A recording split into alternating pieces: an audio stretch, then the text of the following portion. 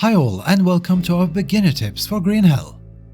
Whether you have already started playing or are just about to, it's easy to get overwhelmed when trying to survive. And some things are easy to miss. That's why we wanted to share a few of our favorite tips with you, so you can have the best start. If you want to learn more about the gameplay and taking the first steps in game, make sure to check out our beginner guide, which explains all that and also includes several useful tips. But let's get started. The first thing you're probably going to do is to pick up every possible resource you can find, and your backpack will likely be a mess. To quickly optimize your inventory, simply press and briefly hold Y and your items will be automatically sorted, Tetris style. Alternatively, to help organize your inventory, you can rotate items by selecting them and while holding, pressing the right mouse button. If you tend to be a hoarder, you will soon realize that your backpack has a weight limit of 50. If you go over that, your movement speed will be greatly reduced.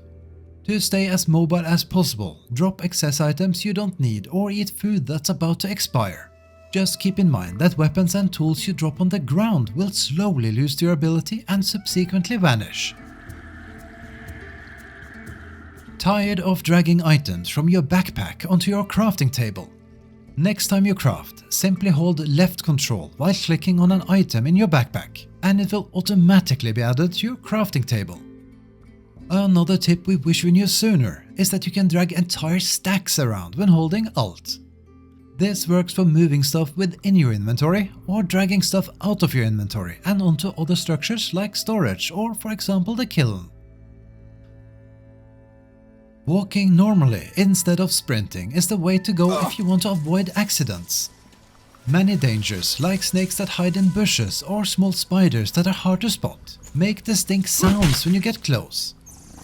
And you might be able to prevent sudden attacks from bigger predators that otherwise attack immediately when you sprint. To our surprise, Green Hell doesn't have any kind of autosave. The main way to save your progress is by building any type of shelter and interacting with the roof.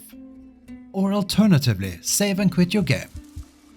If you have adventured for a good while and either crash or die in a solo game, you lose all your progress since the last time you saved. So make it a habit to save often or you might regret it. Make sure to build your fireplace under shelter whenever you can, as rain will extinguish the flames in just a few seconds. Even a simple shelter has enough space for your fire and a leaf bed. Alternatively, you can also take advantage of the many caves in-game, which give you shelter without the need to build any structure. Building a fireplace can be tedious, so make sure to extinguish the flames whenever you don't need it or move on from a location. You can do that by filling an empty coconut half with water and dragging it onto the fireplace. Like that, you can simply light your fire the next time you need it, either with your hand drill or, even better, an already lit torch you can carry in your backpack. Oh, and having a fire lit in your camp is also more likely to attract raiding tribesmen, so keep that in mind as well. Should your fire go out, well, then you still get something positive out of it, namely ash and charcoal. Amongst other things, ash can be used to craft ash dressings that are good at preventing infections from lacerations, scratches and abrasions. And besides being an excellent fuel source, charcoal can also be eaten to cure food poisoning. However, you will get a small sanity penalty when doing so. Now to a console-specific tip. While it might be second nature to you on PC, looking around while having your backpack up, which also works while crafting, might not be so obvious when playing on console. To do so, hold the left trigger and then use the right stick to look around. You're welcome. If you find a coconut on the ground, look up. There are usually always more coconuts up in the tree. To get them down, simply throw small stones by pressing G, or throw your weapon or use your bow. Headshots are killing almost every animal and tribesman instantly, so make every arrow or thrown spear count. Sometimes it can be tricky to pick up items, especially arrows you want to recover from defeated tribesmen or animals. In that case, stand close to the body or next to where you suspect the item to be. Open your inventory and hover over the space or body until the items get highlighted. Then drag them into your backpack. Bonus tip: you can also pick up arrows that tribesmen have shot at you from the environment.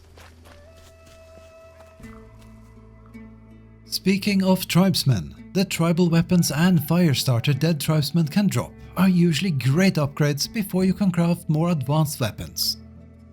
Also make sure to check the durability of your items and swap them out with new drops. To safely gather honeycombs or queen bees without being stung, carry a lit torch with you. Alternatively, throw stones or weapons at the beehive and wait until the buzzers disperse. Bonus tip: if you wear armor, you won't get a rash when attacked by wasps or ants.